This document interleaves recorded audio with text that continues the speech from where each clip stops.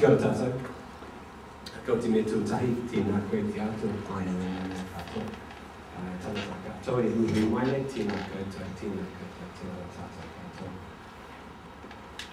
Ko te tira hura makatako maunga, Four Hills is our mountain. Ko Waimakariri Takuawa, and the Waimakariri is one of our rivers. And here we are sitting in Christchurch at a pretty exciting forum today. When I was asked to do this little korero, I was described it as the Dragon's Den, because there's many friends here and many colleagues from all different sectors, and as Chris said, to think about how best to use 5 minutes to provoke you in terms of our role today is quite a challenge, but I'm also thrilled with it, so let's get into it. Can anyone tell me what this means? Come on, you don't speak Chinese? Pardon?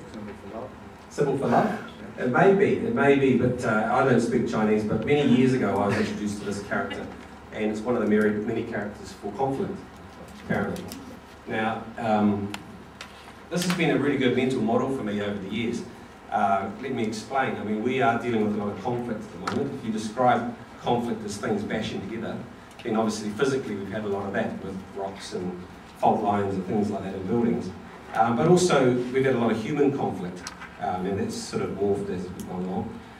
The really neat thing about this character, and the reason I put it up, is apparently it's made up of 2 parts. One part means danger, and when we experience conflict, we do get that sense of freaking out. Jeepers, this could be pretty bad. But interesting enough, the other half of the quote is opportunity. Now, I came across this many years ago, as I'm sure some of you did, and it's been a very useful mental model for me in dealing with conflict. Because conflicts come along a lot, both in relationships and work or whatever, and to be able to think, well actually, the danger is clear and obvious, but maybe there's an opportunity in here. If we can work through this conflict, the opportunity could be to make things better than they were before. Now, Christchurch is an interesting old place. I mean, I was born here, St George's Hospital. You know, back in the day, maybe go back 3 or 4 years, I would say, would it be right to say that Christchurch was fairly traditional? Probably the most traditional place in New Zealand, kind of old school. You know, we loved our historical buildings, and we still do, and we loved our history, and we loved probably our status quo, and we loved our schools, and which schools we went to was pretty important in the conversation. And I remember in the early 90s getting pretty frustrated with the fact that every time we tried to innovate, we sort of see these subtle rolled eyes, and actually that's not the way we do things around here. And it ain't broke, don't fix it kind of attitude. And I actually shot through and went to Auckland for that reason in the early 90s, just because it was so difficult to innovate here.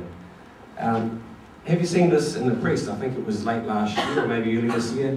This is the Lonely Planet saying that each year they name top 10 cities in the world to go and have a look at, and we're number 6 globally. And why is that? Let's have a look. Chris Zeltha, I think it is saying, I like the energy of what Christchurch is doing.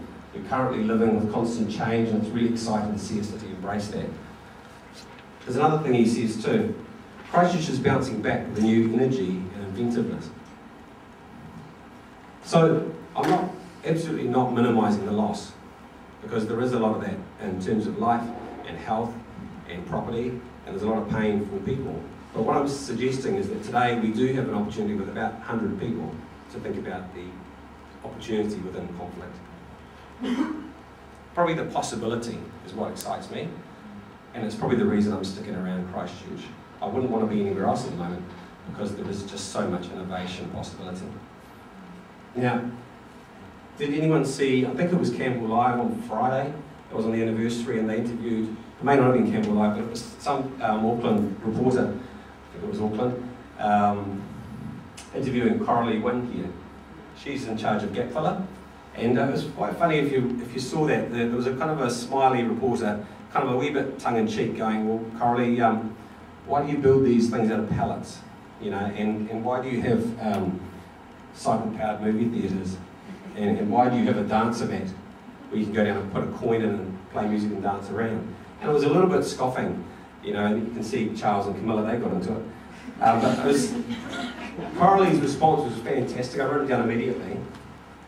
I'll quote the whole thing. Why do we do it? To encourage a dynamic of experimentation, innovation, to get people engaged in the rebuild of Christchurch. Now, we saw this play out straight after the quake. I think we surprised ourselves in Christchurch. I think we surprised a lot of people in the way we responded. Good old Christchurch did something different. Where do you go and get a free coffee? And you'll remember all these images. We did surprise ourselves, didn't we? This guy on Ferry Road, I mean, who does that? This is near where I live in Opawa. A guy stuck a pipe in an artesian well so we could provide fresh water for us. And this is in Heathcote where I live, and the Anglican church opened up as a BYO pub because the actual pub fell over. And they couldn't get a liquor licence, so they did it anyway. And it's still going, by the way, Friday nights. So very good. And of course, we know about the students. They surprised us, didn't they? And they still are. But what's cool about this is the lady in the back. You may have seen her in the news. She's Anne Marshall, I think her name is, possibly from Nelson. She came down to join the Student Volunteer Army. So there was hundreds of people who weren't students in the Student Volunteer Army. Now, I'm not meaning just to get sort of sentimental about this and good on us and rub our backs. I'm talking about today, and we're talking about possibility. Here's some things that have happened since. It wasn't just all straight after the quake. I mean, a fridge library, a container cafe. In fact, I went to Auckland the other day and they've got container cafes. I seem to be mentioning Auckland a lot. We've got our pop-up mall. But interestingly, community is doing stuff that is not initiated by central government or local government. So this is Mount Pleasant community, this is Heathcote community where I live, organising events. This was a year ago.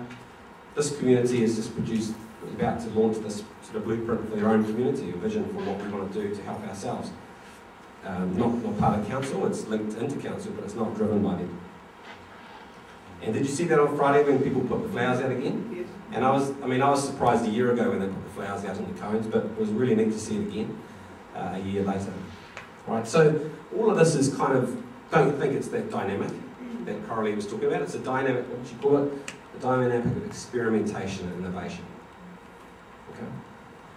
So we come to health and education, and we can think about conflict and danger and opportunity. I love this cartoon.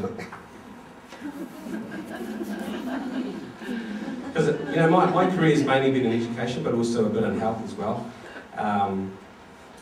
You know, and there's lots of reasons why it's really hard to actually make this work. I mean, wouldn't it be cool if we could come out of today with 10 fantastic projects where everyone said, let's do this? But there's actually a lot of reasons why that is very hard for us.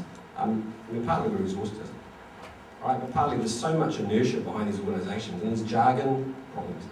You know, you switch sectors and you don't understand what they're talking about, even though they're talking about the same thing. I'd like to share just one example to finish with, which is totally out of education and health. But the reason I share it is it's blown me away, and I'd like to suggest that it might be motivation for us.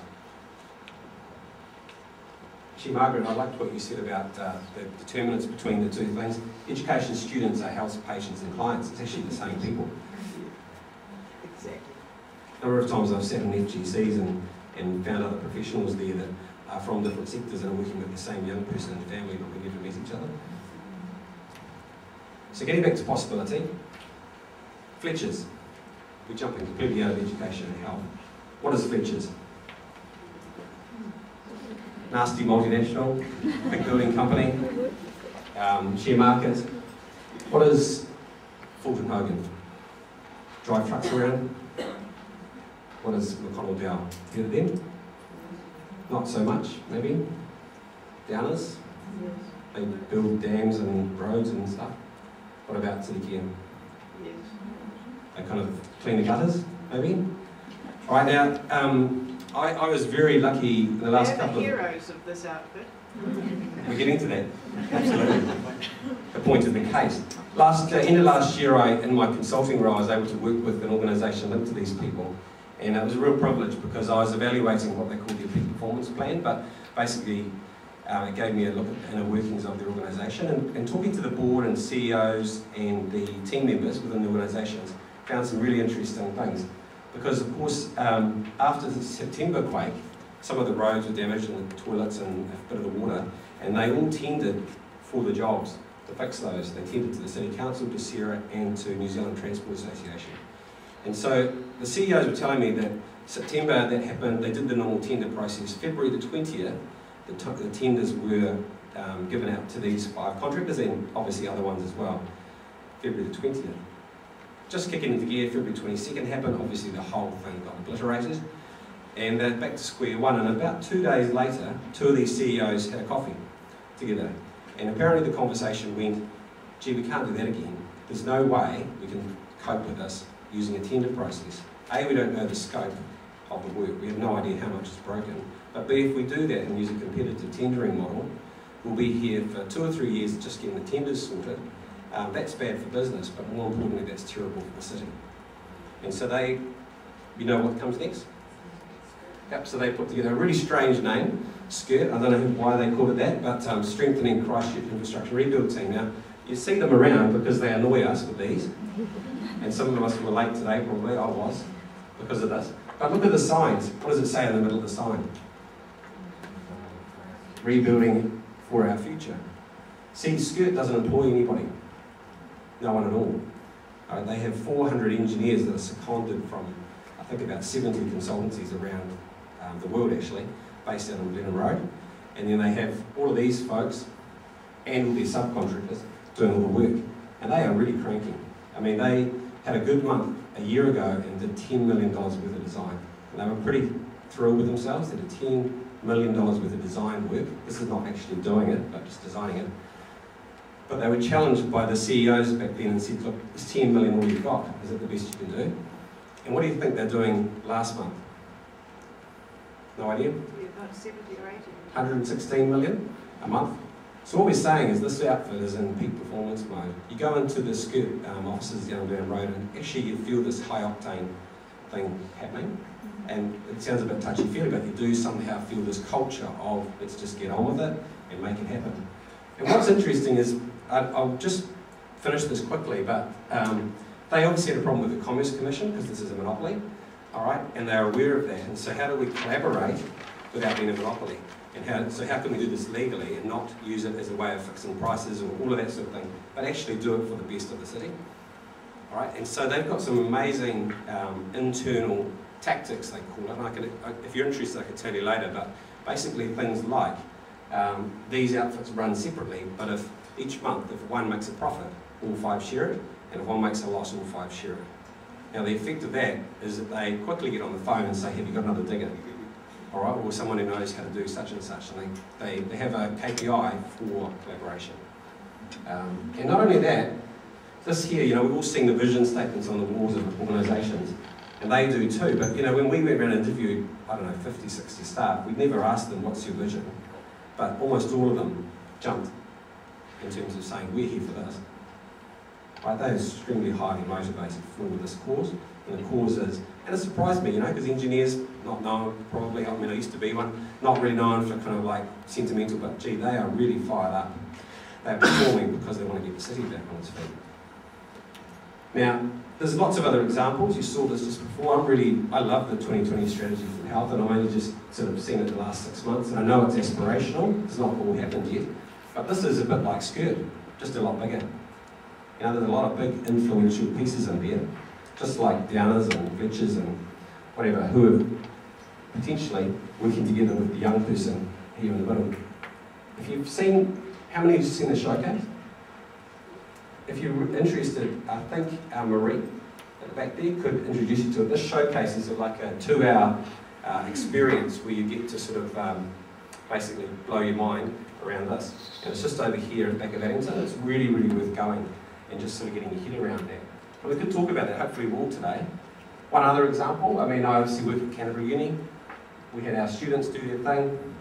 A few of our staff set up this course, just as a course to run once after the earthquakes to provide some credit for the students who did all their work on the student volunteer army and time to think about, well, why did you go and help out on the east side? And so they set up this course called Christchurch 101, it's free. It's now run 6 or 7 times, it's just about to become a permanent part of the calendar. International students are arriving to do this course. as part of a suite of things. It's interesting. And this is a collaboration between Student Volunteer Army, UC, Gapfella, New Zealand Police. I mean, these students do projects in the Riccarton community, right, as well as the East Side. Another example of people just saying, let's get together and do some collaboration. Now, I'm going to finish in a moment, but I've got a question first. Do you think danger opportunity? Here's the question. So if Duncan Gibb came in, he's the CEO of Skirt, he's employed by Fulton Hogan, but he's the big cheese. You'll never know it because he dresses down. All right, but if he came in here right now and said, look, and I briefed him and said, look, these folks here, influential people in health and education, we've got a day together that's pretty unique and special. What would you recommend as some of the qualities that would be needed to broker some deals here today? All right, can you just turn to the person next to you and say, what do you think he would say? What are some of the qualities of the people here today? You got 30 seconds.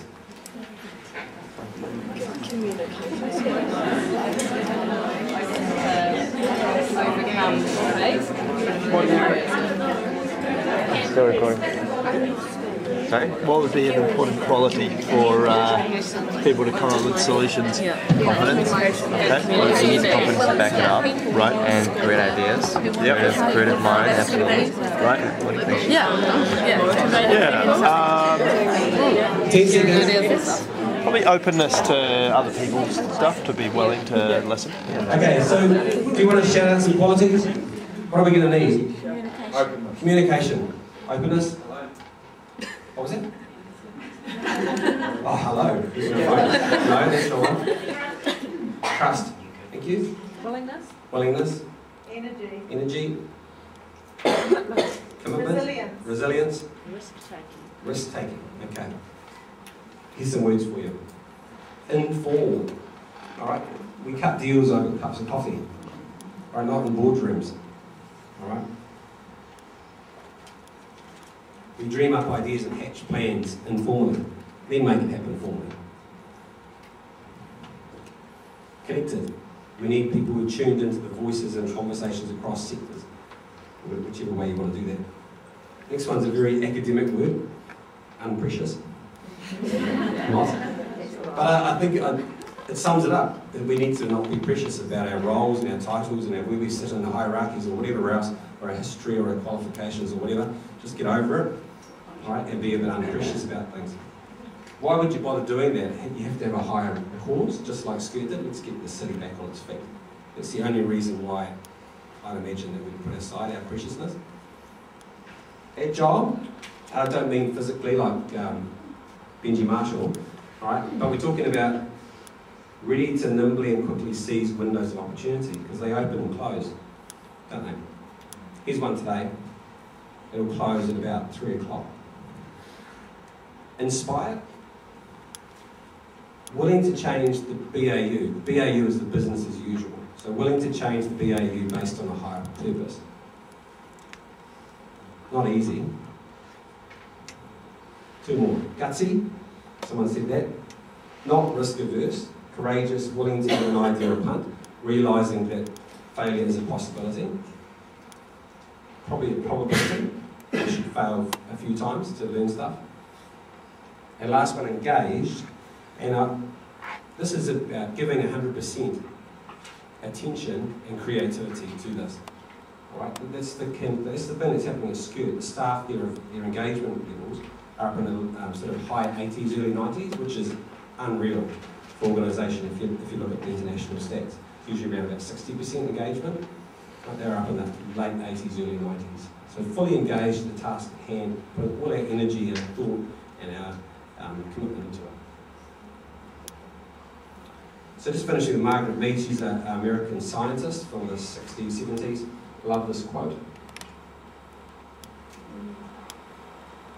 And just to finish and say that, you know, if Skirt can get us put aside the competitive aggression, which they are very proud of, you know, they said to me, we like to win, and we know how to do it. And they usually tear each other's throats out. All right? I'm not saying we're anything like that. But if they're prepared to do that, what would it take for us in health education to be able to put aside some things and be able to get quite funky with our projects for the good of our young people in our communities? Kia ora te taku kōrero. tama noho, tama mate, tama tū, tama ora, tēnā koutou, tēnā koutou, tēnā rā tātou katoa.